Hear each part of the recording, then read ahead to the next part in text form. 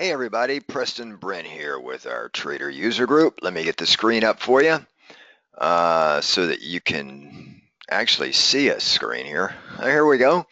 All right, this is Preston Brent with our Trader User Group. This is for the weekly roundup for the trading week ending May 29th, 2015.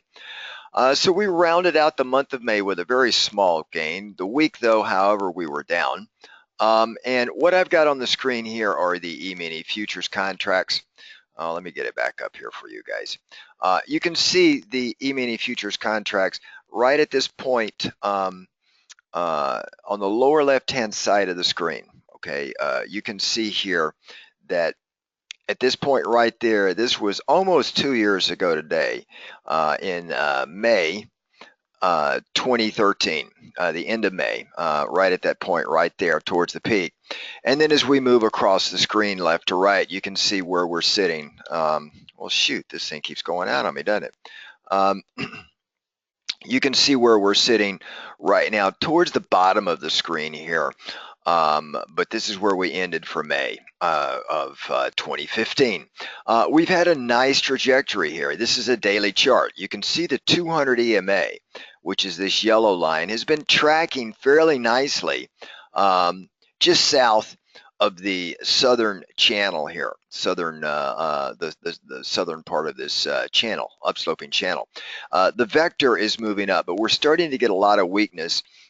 In fact, for most of 2015, if I were to draw a line here that separates 2014 from 2015, you can see right there we started off January going down. In fact, we made our lows right at the beginning of February at 1970.25, and then we've just kind of bounced around and moved up a little bit, but not a lot. I mean, surprisingly, we have not moved up that much in the markets. So these markets here, you have to be very careful. Let me just zoom in a little bit more on this thing here. Let's see if, yeah, it's going to kind of come in and go out here. But if I zoom in, you can now see a larger view of where we are using a daily chart of the E-mini S&P 500. Now, looking at this again, this channel, remember we've been basically staying in this channel for 2 years, all right, since almost 2 years ago, May 29th, 2013.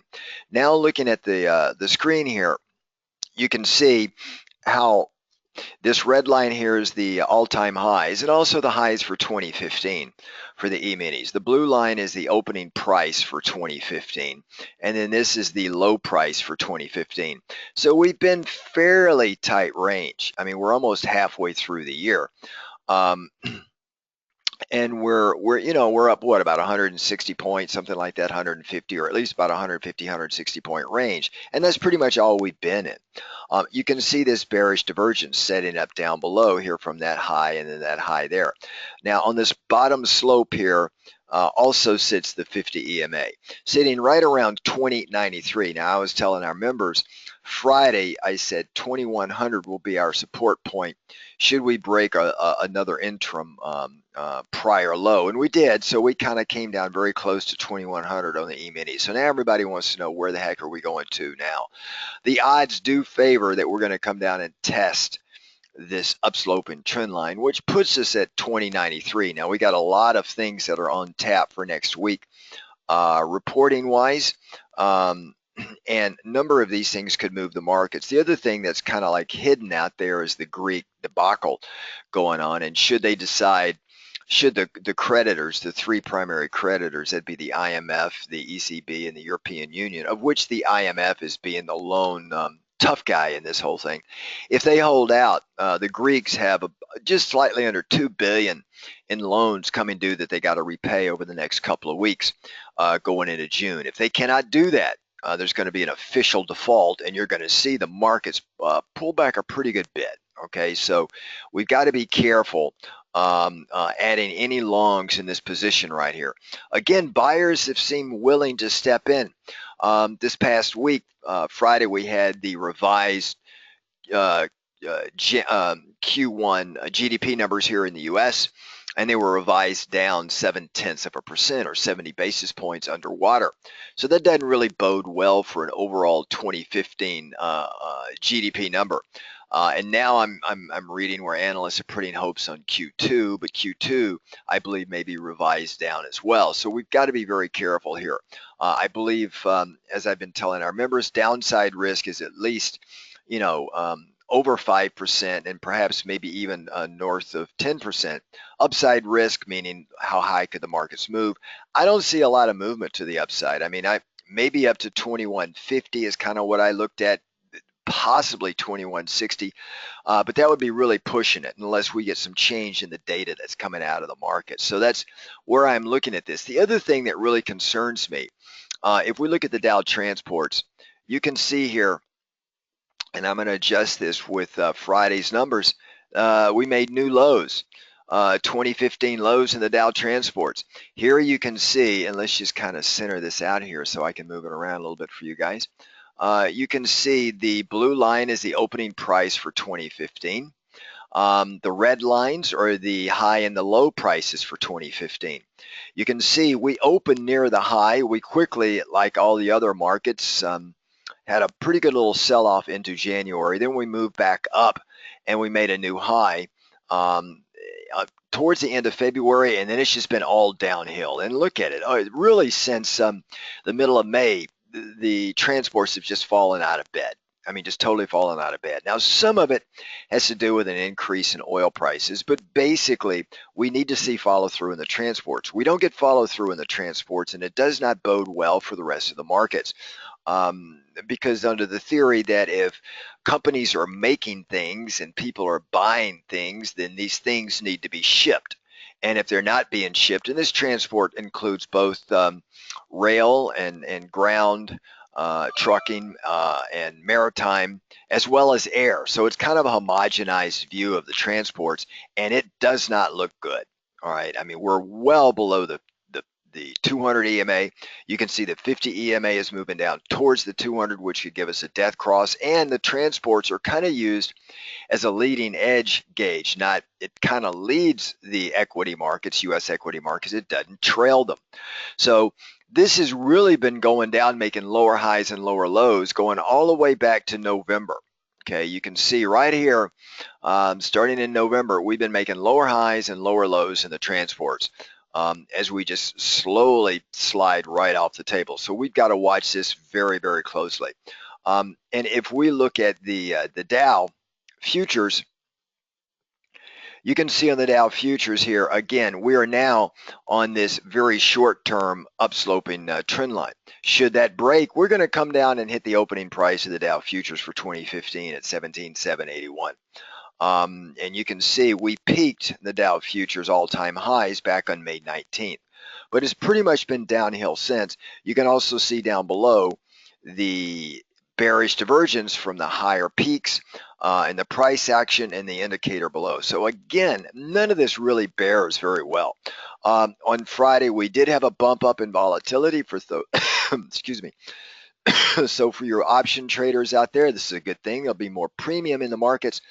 And as our members know, I've been range bound most of this year, doing quite nicely. I'm running about a 40% annualized return just trading on range bound markets using options. Mostly short strangles, but if you don't have the margin to do short strangles, then you could do credit spreads, both north and south of the market, or the, as you may call them, a traditional iron condors. But you can see here in the futures market, we've had, since the middle of last week, the market, the futures, I'm sorry, the VIX has moved up. So can we get a pop up above the 200 EMA? It could very well happen. We got to watch it very closely. The other item I've been watching very closely is bonds. We've had I've had our members and myself, I've been short bonds in this big drop off here. It was a very nice trade. They're about $8,000, $9,000 per contract. I wasn't in the entire trade, but you don't need to be to get the bulk of the profits. Now we're having a little bit of a bounce here. I don't know what's going to be the extent of this bounce. I'm expecting it probably to go no higher than 160 and then roll back over again, because that's around the resistance area of the 50 EMA. But if it rolls sooner, I'm going to take it. If it keeps going higher, I'll probably stand down just a little bit and wait until it does roll. But this does give, for those of you that weren't in the bond short trade, this will give you a chance to jump in. Or, of course, if you're not trading bonds or the futures, you can trade TLT to the downside because it moves in the same direction as this future bond contract. So that's a little bit about what we've got in the treasury market. In the currency market, well, the euro really has kind of come unglued over the past couple of weeks. We're getting a little bit of a bounce. You can see a little bit of a 3-day bounce here. I had projected the euro is going to come down to around 102, close to parity. I still believe that's going to happen. Now, a lot's going to depend, at least near term, on what happens with the Greek situation. And we've only got 2 or 3 weeks before we find out. Because they got a lot of money due, as I said earlier, and let's see how this thing plays itself out. But my system and Fibonacci extensions off the prior pivot high and low are calling for an ideal support point around 102, 102 to the dollar. But this is kind of where we're sitting right now with the euro. And then, of course, the US dollar was down just a little bit on the news of the Q1 revision. Primarily because the news was a little bit more bearish than bullish, and that could, I say could, not will, but could give the Feds an excuse to post the next interest rate rise. But my view may be a little bit different than others. I believe the markets have priced in probably about 75% a 25% basis point rate hike this year, probably in the early fall. But the markets are also making the assumption that with this bad news, the Feds are going to get a rate hike out, but then they're going to stop and sit on a 25 basis point increase for possibly another year. So there could be very cheap capital for corporations to borrow to buy back their stock for at least another year or two. So that is going to kind of be contrarian to what a lot of people think. When the Feds announce their rate hike, then the markets are going to say, okay, good, we've got that out of the way. Now there's probably going to be at least a year before we get another rate hike, or at least 6 to 8 months. So you could get a kind of a bounce on that kind of news or shortly thereafter. So that would be what my expectation would be near term. But you can see the US dollar here. I do believe the dollar will go higher. There's going to be very choppy here as the markets are trying to guess what the Feds are going to do. On any given day or within any given month, it could pull back. But I do believe longer term, it's going to go higher. If we were to look at this on a weekly chart, just kind of step it out just a little bit, you can see this huge up move. And it really started last summer, July, about the middle of July, and it just hadn't looked back. We had this really good pullback here, but that's a little bit of profit distribution. Okay, a little bit of profit distribution, but I do believe it's gonna eventually wind up, go higher, take out the prior highs here, or a little bit over 100, and we're going to just go up from there. So that's kind of how I'm calling that right now. British pound, most of our members know I'm bullish the British pound. Not yet, but you can see on this weekly chart we had this really great move up. I played that move up. If we drop it down to let's drop it down to a daily, not a 120-minute chart. If we come down to a daily, you can see this nice move up. Now we're seeing some weakness in the pound, probably in sympathy of the euro. But I do believe this is going to catch some wind, probably around the 50 EMA. And when it starts to turn higher, I'm going to encourage folks to look at longs in the British pound, or FXB, Foxtrot X-Ray Bravo, which is the ETF that tracks the pound. Okay, so that would be a way to play that one. If we come down and look at metal, most people know that I am longer term bullish silver. Short term, it can go anywhere. It's a daily chart. You can see the width of this very wide support area. If I just step it out to a weekly, you'll get an idea of just, where the support area and zone runs to, right? So you can see here this weekly chart, and we've been honoring this downtrend here for quite some time, and we're just now starting to break out. We just started to break out back in the end of March, early April. We've been kind of riding it down. I think we could probably chop around here for a while before we start to move higher. We had that bullish divergence here on the weekly chart, so that does suggest it is going to grind higher, but over the next week or two, we could go anywhere. But I am playing this to the long side. My primary method of trading on this one, because it's silver, I'm trading SLV. It's a cheap stock. It's not going to go to zero like an equity, or it's not going to get bought out, or the CEO is going to be indicted for fraud or whatever. So I do believe longer term is going to grind higher. So I've been selling puts underneath this, just collecting the premium. If I do get assigned, I don't really care. If I don't want to get assigned on a particular short put, then I'll roll out and down, and I'm doing weekly, so it gives me a nice little premium, and I'm just continuing to do this. I've been doing it now for a couple of months and just playing the premium game here as the silver moves up. If it does break out of this zone here, I'll probably end up just picking up some shares in addition to selling puts to further accelerate the premium I'm taking in. My cost basis, even if I buy shares now, is going to be less than what I pay for because I've been shorting puts using the weeklies. So that's kind of my view on silver. And if we come over and look at oil, oil's had a really strong day on Friday, up $2.55. Here's the weekly chart. You can see we had this strong bullish divergence down here, and then we got a buy signal back down in this area here around $47 a barrel, and it's just rolled up very nicely. We're getting a little bit of a pullback here. You can see a lot of this chop. Okay, if we take out the 62.50 area, in that area, I think we're going to challenge the 200 EMA sitting at about 64.90, call it 65. So that is a little bit about where we're sitting right now in the oil trade. So it'll be interesting to see how this plays itself out. I've been playing oil in a range-bound way, so that's kind of how I've been tracking oil right now. Nat gas is, you can see right here, had a pretty good little fall off here. I suspect what's going to happen, it's going to pull back a little bit and then catch some wind. But you could also trade nat gas to the neutral side as well. Gasoline, if we look in the, across the energy complex, you can see gasoline right here is we're sitting in a range. We've been in this range bound mode with gasoline since almost all of May.